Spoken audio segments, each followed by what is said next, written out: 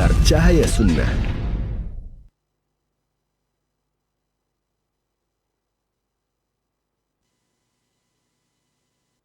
Assalamualaikum warahmatullahi wabarakatuh.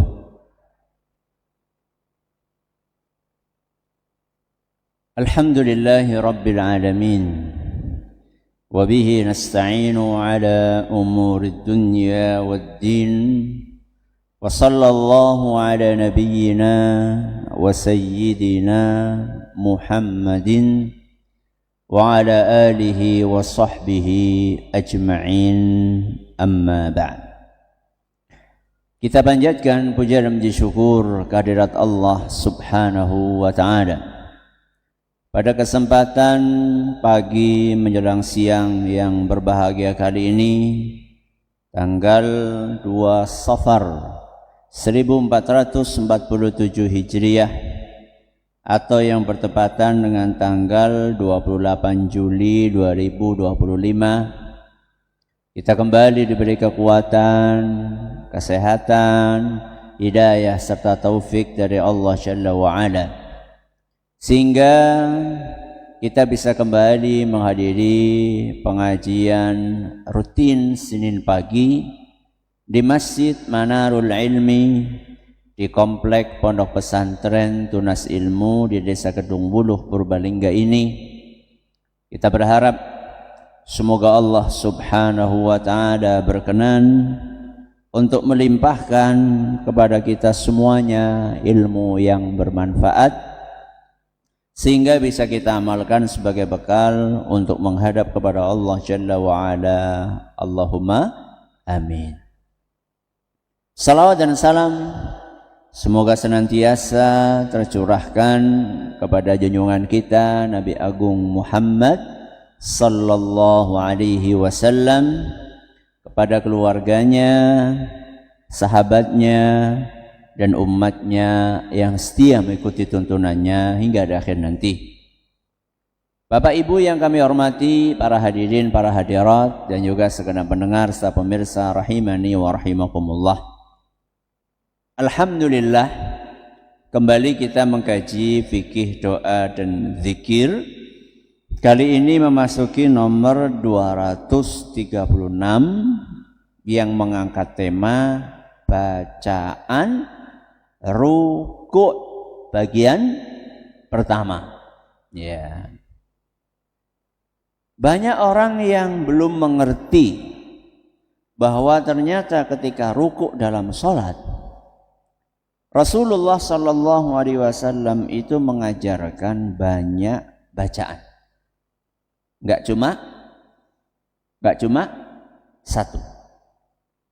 Sekurang-kurangnya ada sekitar 7. Pinten? 7. Ada 7 variasi zikir sahih yang dipraktekkan oleh Nabi sallallahu alaihi wasallam dalam salatnya.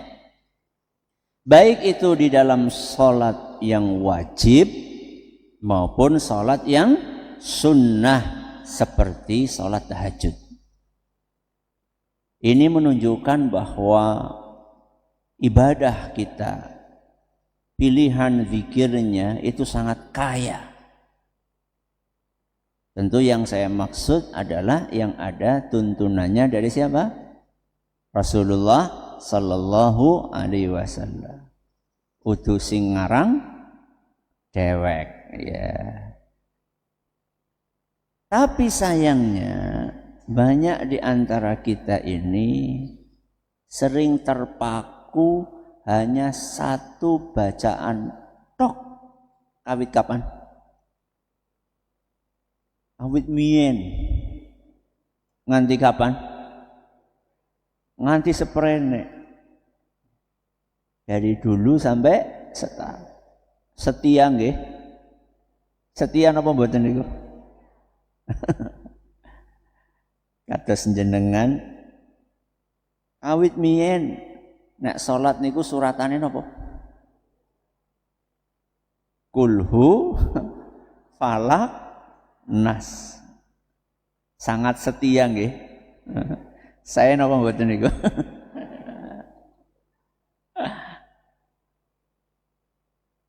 Padahal suratan itu banyak apa sedikit? Banyak. Ya. Rasulullah SAW, Bapak Ibu, itu mengajarkan kepada kita keragaman. Beragam bukan seragam. Beragam berarti bermacam, bukan seragam. Seragam itu satu macam. Ya.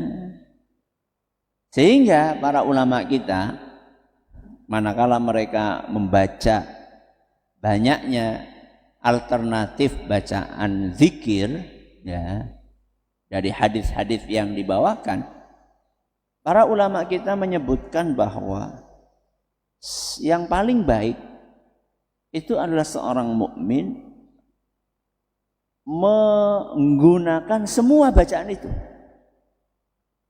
alias tidak mencukupkan diri dengan satu. Seperti jenengan sholat tadi baca suratan, bagusnya itu jangan cuma 3 surat tok, ya, cuma qul hu falaq. Sebaiknya itu diragamkan, ya, kadang qul hu, kadang falaq, kadang nas, kadang qul hu maning. Kadang al-qari'ah, kadang apa? Az-zalzalah, kadang ara'aita, kadang alam nasyrah, ya. Napa malih, Bu? Kadang tabbat yada. Nanti agak panjang dikit, kadang ad-duha, nggih. Kadang asy-syams, kadang al-lail, kadang al-bayyinah. Naik lagi, kadang an-naba, kadang an-nazi'at, kadang abasa, ya. Kata para ulama kita itu, afdolnya kalau memang ada beberapa alternatif bacaan dari Nabi SAW, itu kita pakai semua. Tidak mencukupkan hanya dengan satu bacaan saja. Walaupun itu boleh. Saya tanya sama jenengan, Bu, kalau jenengan sholat mulai dari bayi orang bayi lah ya, mulai dari akil balik, ya, sampai sekarang usia sudah 60 tahun, suratannya qul hu falaq nas, niku sholatnya sah mboten, Bu? Sah. Kalau sahnya iya sah. Atau sebenarnya yang benar itu rukuk pertama pakai versi A, rukuk kedua pakai versi B, rukuk ketiga pakai versi C, gitu loh. Belum ditemukan riwayat yang menyebutkan Nabi menggabungkan 7 versi dalam satu rukuk. Maka lebih bagusnya jangan digabung. Tapi satu rukuk pakai versi A, rukuk yang lain pakai versi B, dan seterusnya. Itu lebih aman. Oke. Emang apa sih untungnya kalau kita meragamkan bacaan zikir sesuai yang dicontohkan oleh Nabi SAW? Apa untungnya? Mudah-mudahan pahalanya lebih banyak. Saya tanya sama jenengan, mengamalkan 1 sunnah dengan mengamalkan 10 sunnah, lebih besar mana pahalanya? 10, karena lebih banyak yang diamalkan. Jenengan qul hu falaq nas 3 surat. Dengan orang lain yang Masya Allah gonta-ganti suratnya sampai 15 surat atau 20 surat. Antara yang cuma membaca 3 surat dengan yang membaca 20 surat, lebih besar mana pahalanya? Insya Allah yang 20. Jadi menguntungkan dari sisi pahalanya lebih banyak. Keuntungan yang lain apa? Keuntungan yang lain itu kita jadi ketika membaca itu mikir. Kenapa? Mikir. Tidak bacaannya itu bersifat otomatis. Otomatis siapa, Bu? Kenapa otomatis? Ya kayak on off lah. Jadi nggak perlu mikir langsung apa. Betul gitu ya. Nah emang ruginya apa Ustadz kalau otomatis? Ya ruginya kita jadi kurang menghayati. Antara bacaan yang kita mikir dulu dengan bacaan yang keluar tanpa kita mikir, kita akan lebih menghayati bacaan yang kita pikir.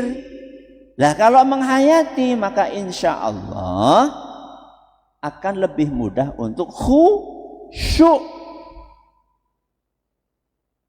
Kata sebagian ulama, salah satu tips agar kita bisa khusyuk dalam sholat adalah meragamkan bacaan.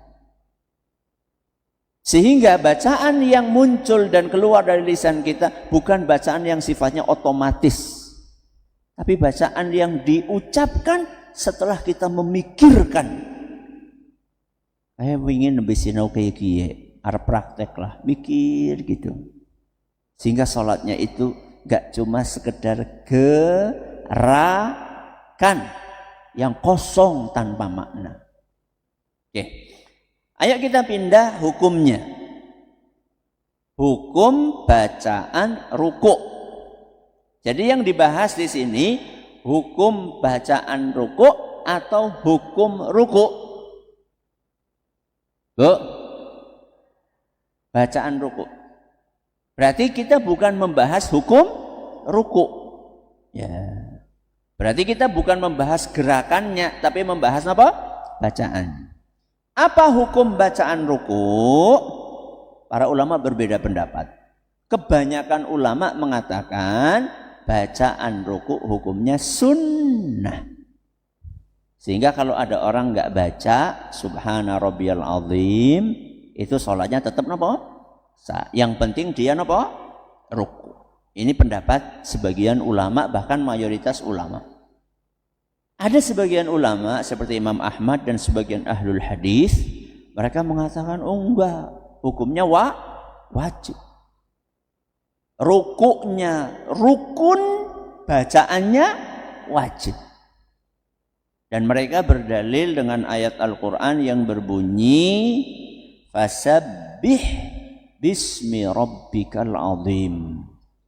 Ini adalah ayat dalam surat Al-Waqi'ah ayat 74. Jadi di situ Allah Azza wa Jalla menyuruh kita fasabbih, bertasbihlah, bismi rabbika, dengan namamu al-azim, yang agung.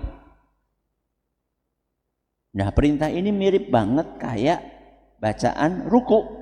Subhana Rabbiyal azim. Itu kan mirip banget tuh. Subhana, maha suci Allah. Ya, Rabbiya, dengan nama Rabbku al-azim, yang maha agung. Makanya dalam sebuah riwayat hadis disebutkan ij'aluha fi ruku'ikum. Baca bacaan tadi ketika kalian ruku'. Ini hadis riwayat Ahmad, walaupun hadisnya juga masih diperselisihkan, ada yang menyatakan sahih seperti Imam Ibnu Khuzaimah dan Imam Ibnu Hibban, tapi juga ada yang menilai hadis ini dhaif seperti Syekh Al-Albani. Tapi intinya yang mengatakan wajib juga punya dalil. Berarti amannya pripun Bu? Dibaca atau tidak? Ya dibaca. Lebih aman diapain? Dibaca. Kenapa Ustadz? Kalaupun kita pakai pendapat yang mengatakan ini hukumnya sunnah, saya tanya, sunnah dapat pahala atau tidak? Dapat. Dan jangan suruh milih dapat pahala atau tidak dapat pahala. Ya dapat pahala. Ya walaupun kita mau pakai pendapat mayoritas ulama yang mengatakan ini sunnah, ya tetap sebaiknya dibaca. Jangan kita abaikan. Ya jangan kita abaikan. Oke. Bacaan ruku'. Nah, kita mulai dari versi yang pertama. Ya, berarti nanti ini ada bagian ke-1, ke-2, ke-3 sampai berapa tadi, Bu? Sampai 7. Berarti sing sabar. Bacaan yang pertama, bacaan yang paling masyhur dan rata-rata kita memakainya, yaitu Subhana rabbiyal azim. Napa Bu? Subhana rabbiyal azim. Ini disebutkan dalam hadis riwayat Muslim, hadis sahih. Apa artinya subhana? Maha suci. Siapa? Rabbiya, Robku atau Tuhanku, Al-Azim. Napa Al-Azim? Yang maha agung.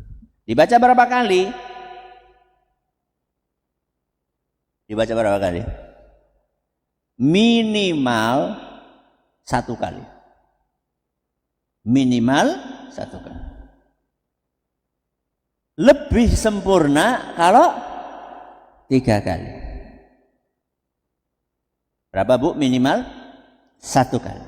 Lebih sempurna kalau 3 kali. Berarti jenengan milih yang mana Bu? Minimal? Milih yang minimal apa yang sempurna? Sempurna. Ya. Milih duit 1 juta apa 3 juta? 3 juta. Masya Allah. Milih imam yang bacaan suratnya panjang apa pendek? Ini amblong. Milih imam yang bacaannya panjang apa pendek?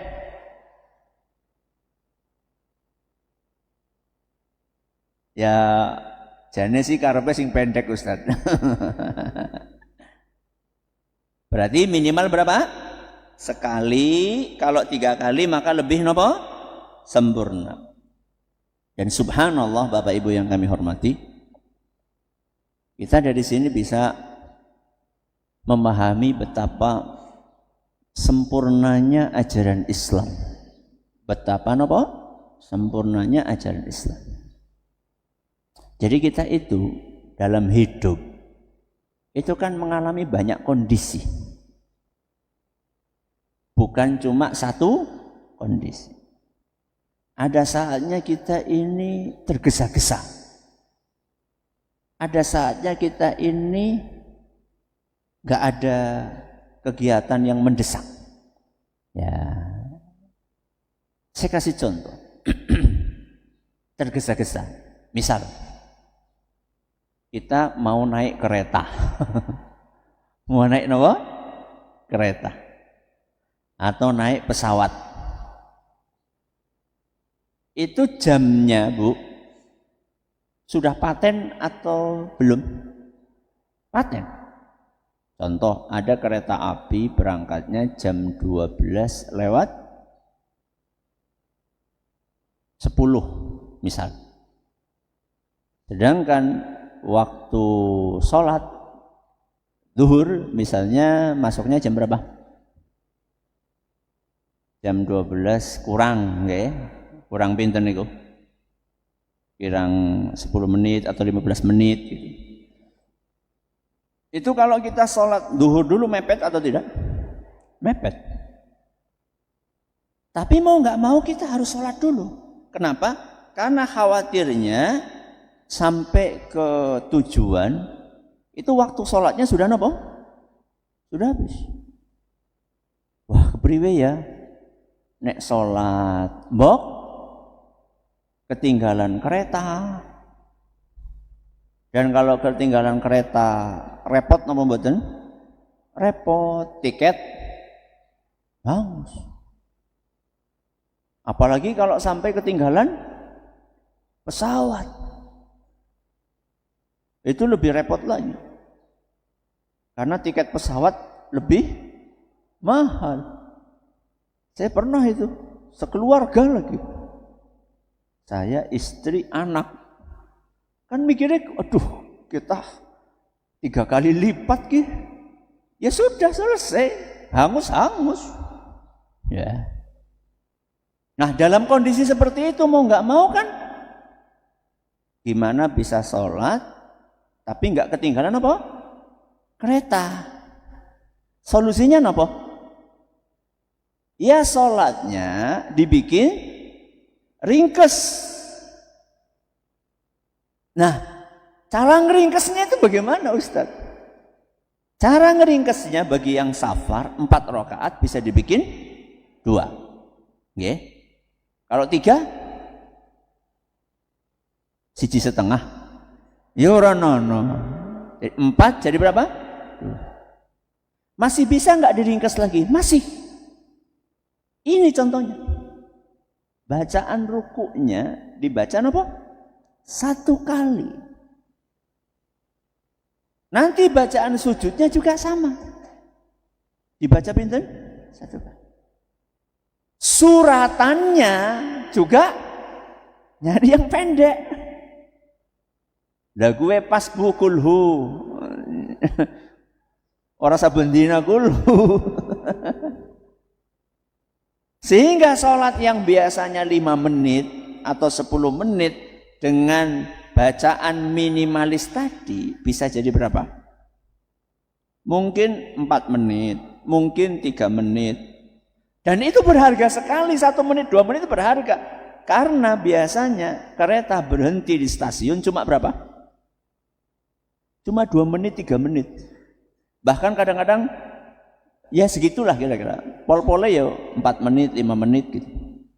Jadi kalau cuma kita bisa nambahi 1 menit itu sudah luar biasa. Bisa menyeving waktu 1 menit, nggak ketinggalan kereta. Jadi Islam itu luar biasa. Bahkan dalam kondisi-kondisi mendesak pun kita mendapatkan banyak keringanan. Jadi jenengan jangan mengatakan, oh, wong ruku kok maca kur sepisan tok. Mungkin jenengan belum pernah mengalami kondisi-kondisi kayak tadi. Yeah. Jadi minimal berapa? 1. Istimewa berapa? 3. Ustaz, kalau lebih dari itu boleh enggak?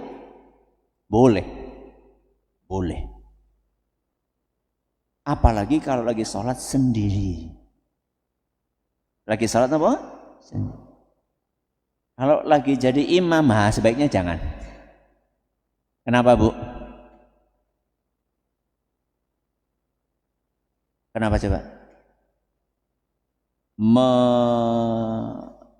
Apa ya? Memahami atau apa? Kondisi makmum, mentolerir. Mentolerir kondisi siapa? Makmum. Karena makmumnya sangat beragam. Ada yang gendong bayi, ada yang apa lagi, Bu? Buru-buru, ya. Ada yang mungkin sudah tua, ada yang lagi boyoke lara, ya.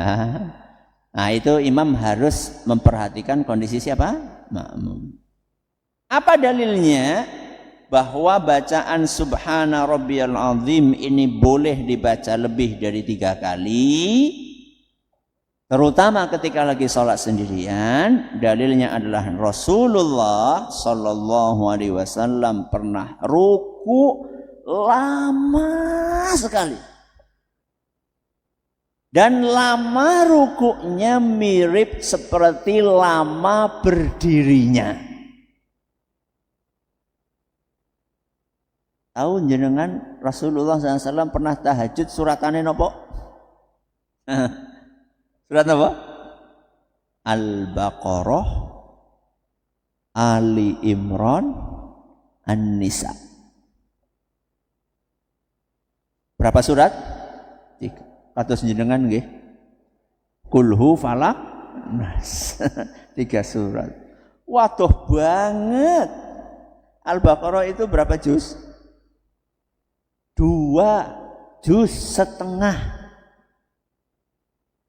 Pinten, Bu? 2,5 juz. Al-Baqarah, Ali Imran, An-Nisa. Itu berapa rakaat? 1 rakaat. Ghairil maghdubi alaihim waladdallin. Amin. Terus baca suratannya Al-Baqarah, Ali Imran, An-Nisa. Sing tahu kayak gue angkat tangan. Nyongor angkat tangan. Aku ya tahu Ustaz, imamnya maca surat Al-Baqarah. Ayat pertama. Waladhdallin amin alif lam mim Allahu akbar. Rakaat kedua waladhdallin amin yasin Allahu akbar. Bukan itu, Nabi full. Itu kira-kira pinten jam nggih? Berdirinya tok. Mungkin bisa sampai 2 jam. 1 rakaat. Dan rukuknya mirip seperti berdirinya.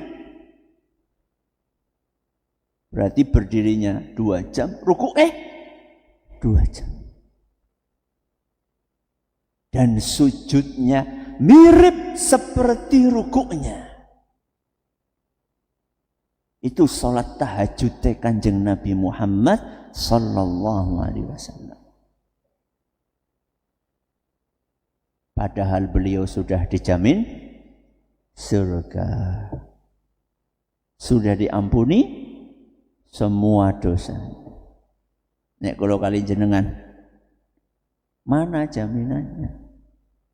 Dosa banyak, surga belum tentu masuk. Ya. Jadi Rasulullah SAW itu pernah ruku panjang banget. Nah kalau ruku panjang banget kayak gitu, masa bacaannya cuma 3 kali? Kan tidak mungkin. Berarti kan diulang-ulang subhanarabbil azim, subhanarabbil azim, subhanarabbil azim, subhanarabbil azim. Mungkin bisa sampai ratusan atau mungkin bahkan ribuan, tidak tahu. Nah, berarti boleh lebih dari 3 atau tidak, Bu? Boleh. Terutama kapan? Kalau sholat sendirian. Dah. Mari kita bahas kandungan dari bacaan subhana rabbiyal azim. Perlu difahami Bapak Ibu yang kami hormati bahwa kalimat ini itu maknanya sangat dalam sekali. Kami pernah membahas dalam sebuah kajian judulnya makna tasbih. Kenapa? Makna tasbih. Ini udah sekian tahun yang lalu, ya, masih di tema fikih doa dan zikir. Jadi ketika kita mengucapkan subhana, artinya apa, Bu? Maha suci.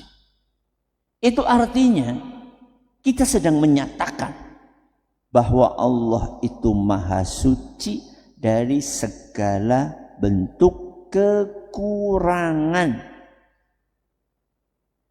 Berarti kalau Allah enggak punya kekurangan, maka Allah itu maha sempurna. Maha apa, Bu? Sempurna.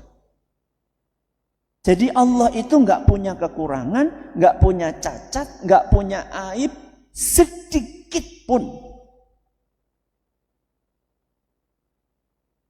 Sehingga kalau ada perasaan di dalam hati kita, muncul perasaan di dalam hati, prasangka buruk tentang Allah, maka kita harus cepat-cepat membuang pikiran-pikiran buruk itu tentang Allah. Saya kasih contoh. Pernah nggak jenengan berdoa minta sesuatu sama Allah belum dikabulkan? Bu, sering. Apakah saya itu muncul perasaan yang tidak baik kepada Allah? Hah? Boten? Masya Allah. Ada orang yang muncul perasaan itu dalam hati. Sudah minta lama nggak dikabulkan, macam-macam lah permintaannya. Ada yang mungkin minta keturunan, belum dikabulkan. Ada yang mungkin minta rumah, belum dikabulkan. Ada yang mungkin minta kesembuhan karena sakit, nggih, belum dikabulkan. Muncul perasaan, kok tega ya? Kok tega ya? Apa Allah sudah nggak peduli? Nah, itu perasaan-perasaan dan prasangka buruk seperti itu harus cepat-cepat dinopo, Bu, buang. Kenapa? Karena Allah Maha Suci, tidak punya kekurangan dan celah sedikit pun. Apalagi sampai berprasangka bahwa Allah ini zalim. Wah, jangan sampai itu. Walaupun musibah yang menimpa itu sangat berat. Misalnya ya, ada suami istri lama nunggu anak. Setelah 20 tahun baru napa? Dapat anak. Sayang mboten? Sayang mboten? Sayang. Sangat sayang. Subhanallah, anak sematawayang ini ternyata lagi lucu-lucunya pripun? Dipundhut sama Allah. Padahal anak sematawayang. Lalu dia nengok tetangga sampingnya. Anaknya pinten? 10. Sehat walafiat. 10-10-nya. Dan tidak ada yang meninggal mendadak seperti yang dia alami. Itu pergolakan di dalam hati itu sangat apa? Sangat berat. Jangan sampai muncul, kok tega ya, kok enggak adil ya, kok zalim ya. Masa aku yang anaknya cuma 1 dipundhut, lah kayak anaknya pira? 10 urip kabeh. Di mana keadilan? Jangan. Karena Allah Maha sempurna. Ya. Dan itu kita ucapkan, kita agungkan Allah ketika posisi kita sedang ruku. Ruku itu menunjukkan kerendahan atau ketinggian. Kerendahan. Berarti saat itu kita sedang merendah serendah-rendahnya di hadapan Allah. Dan kita merasa, wahai Rabbi, Engkau Maha sempurna, sedangkan aku banyak kekurangannya. Wahai Rabbi, Engkau Maha Agung, subhana rabbiyal azim, sedangkan aku adalah hamba yang rendah, yang kecil. Wah, kalau kita seperti itu, Masya Allah, ruku itu ada nikmatnya, bahkan sangat nikmat sekali. Itu yang menyebabkan salah satunya kenapa Rasulullah SAW rukuknya bisa lama sekali. Karena beliau menikmati. Sedangkan kita imame rukuke dawa titik. Wis gue apa? Grundel gue. Malah ndian ana sing ngelongok, imame si ana apa ora sih?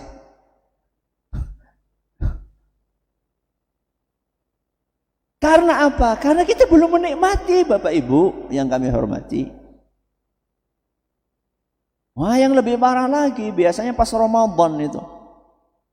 Imam-imam yang super cepat, kilat, khusus. Ya. Wonten apa mboten, Bu?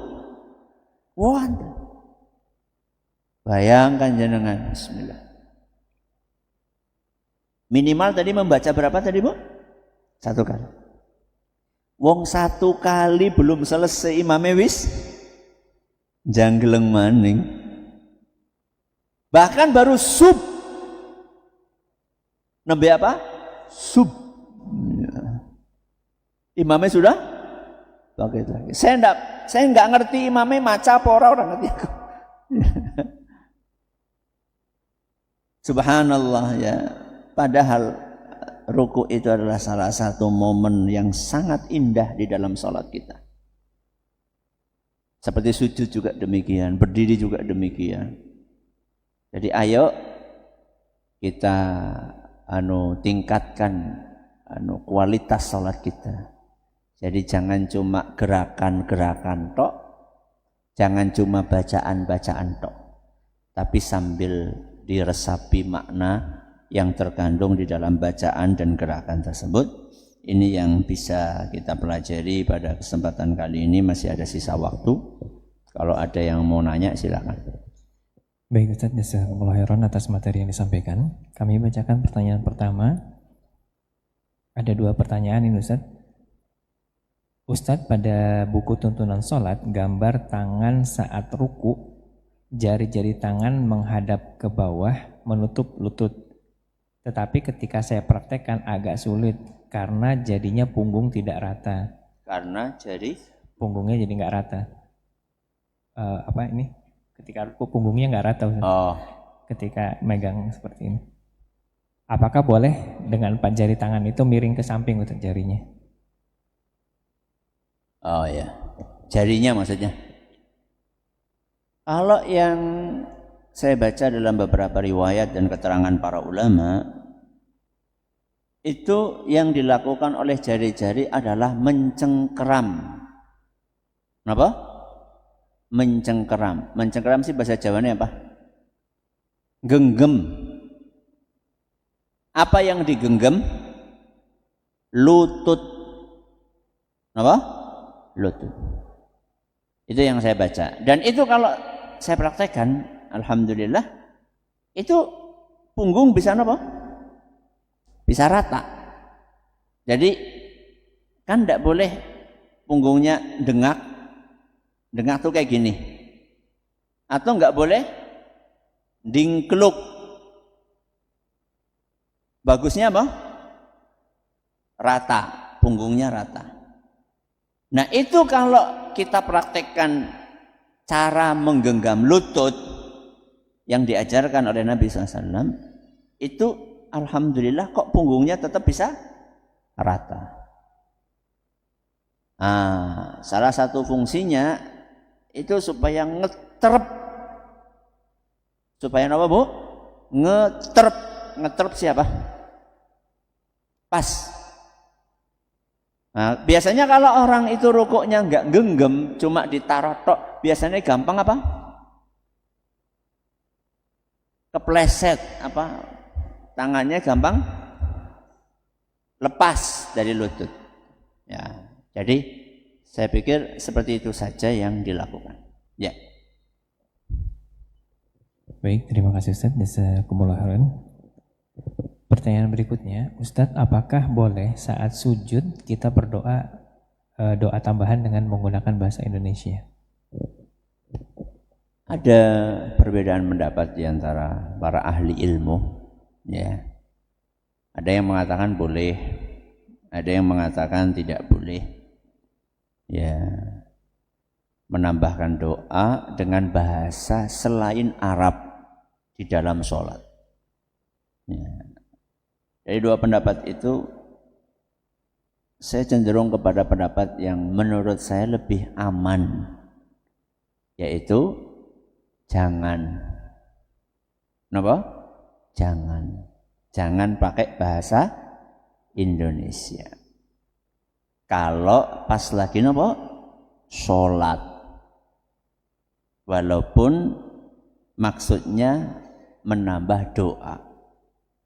Tapi kalau di luar sholat, monggo. Kalau pas lagi sholat, lebih apa? Bagusnya pakai bahasa Arab. Ya. Tapi kalau bacaan Arab yang diucapkan di dalam hati, direnungi maknanya dalam bahasa Indonesia, parang napa mboten? Parang. Yang masalah kan kalau diucapkan bahasa Indonesia. Ya. Ustaz, aku ora ngerti ki, aku karepe ndonga kaya kiye, bahasa Arab apa? Ya takon. Tanya. Saya enggak tahu, saya pengennya permintaan A. Tapi saya enggak ngerti redaksi Arabnya seperti apa. Nanya sama ahli ilmu. Ya. Nanti akan dicarikan riwayatnya, barangkali yang mengakomodir permintaan tersebut. Ya. Baik Ustaz, jazakumullah khairan. Pertanyaan berikutnya, Ustadz, di mana waktu terbaik untuk mendoakan orang tua? Apakah di dalam sholat, atau setelah sholat, atau sebelum iqomah? Jazakumullah khairan. Doa yang paling, salah satu momen doa yang paling mustajab adalah di dalam sholat, yaitu ketika sujud dan setelah salam, setelah tahiyat sebelum salam. Itu momen yang paling istimewa untuk berdoa. Salah satu momen yang paling istimewa. Selanjutnya adalah antara azan dengan apa? Iqamah. Antara azan dengan iqamah. Jadi dua momen itu sangat direkomendasikan oleh Nabi SAW. Kata beliau sallallahu alaihi wasallam, wa ammas sujudu fa'akthiru fihi du'a. Ketika sujud perbanyaklah berdoa. Antara adzan dengan iqamah Nabi SAW bersabda, ad-du'a'u bainal adzani wal iqamati la yurad. Doa antara adzan dengan iqamah tidak akan ditolak, alias akan diterima. Kalau doanya habis sholat bagaimana Ustadz? Boleh. Boleh. Tapi lebih afdal yang tadi saya sebutkan. Kenapa boleh Ustadz? Karena ada beberapa bacaan doa setelah sholat. Hanya saja yang lebih afdalnya dibaca kapan? Ketika sholat atau antara adzan dengan iqamah. Nggih. Baik, terima kasih jazakumullah khairan. Pertanyaan berikutnya. Ustadz, boleh tidak ketika sholat tahajud membaca suratannya sambil melihat dari HP Ustadz? Karena belum hafal. Melihat dari HP sebaiknya tidak. Kalau melihat dari mushaf bagus. Tidak apa-apa. Apa bedanya Ustadz? Kan di HP ada aplikasi mushaf Al-Quran. Masalahnya di HP, jangan-jangan nanti jenengan lagi apa? Megang HP, terus ada notifikasi Shopee, notifikasi Lazada, notifikasi apa lagi? Nah, ibu-ibu sing pada belanja gue. Akhirnya mboten fokus. Ya. Ada WA masuk, ya. Sehingga nanti jadi nggak fokus. Mendingan pakai apa? Mushaf Al-Quran. Nggih. Jazakumullah khairan Ustaz. Pertanyaan berikutnya, Ustadz, bacaan surat apa yang terbaik ketika menunaikan sholat subuh? Terima kasih. Sholat subuh itu suratan yang bagus adalah suratan yang panjang-panjang. Suratan yang apa? Panjang-panjang. Itu yang bagus. Afdolnya seperti itu. Ya kira-kira kalau di kampung ya panjang itu ya an-naba itu sedawa gitu. Ya. Ustaz, saya kalau ngimami pakai an-naba Ustaz, makmumnya orang mangkat mau masjid maning. Akhirnya jadi pada enggak nopo salat berjamaah pripun Ustaz. Ya berarti ada kondisi spesial. Wah kalau kayak gitu akibatnya ya jenengan ngalahi. Sebagai imam demi untuk mempertahankan makmum supaya tetap ke masjid, itu maslahat besar itu. Maka jenengan ngalahi. Ya pilih yang sedang lah ya, jangan terlalu nopo panjang. Ya jangan terlalu pendek. Masa subuhan kulhu kayak eman-eman temen gitu. Kenapa? Karena subuhan berangkat ke masjid itu butuh perjuangan apa mboten? Effortnya itu gede gitu loh. Wis effortnya gede kulhu. Kur ya dalam tanda kutip ya. Ternyata cuma kulhu kan yo Masya Allah nggak sebanding dengan apa? Pengorbanannya gitu loh. Ya paling tidak baca yang pertengahan lah ya. Nanti kalau sudah terbiasa, makmumnya baru tambahi lagi. Saya pikir gitu ya. Semoga apa yang kita pelajari bermanfaat bagi kita semuanya. Terima kasih atas perhatiannya. Mohon atas segala kurangannya. Kita akhiri dengan doa kafaratul majlis. Subhanakallahumma bihamdika asyhadu an la ilaha illa anta astaghfiruka wa atubu ilaik. Assalamualaikum warahmatullahi wabarakatuh.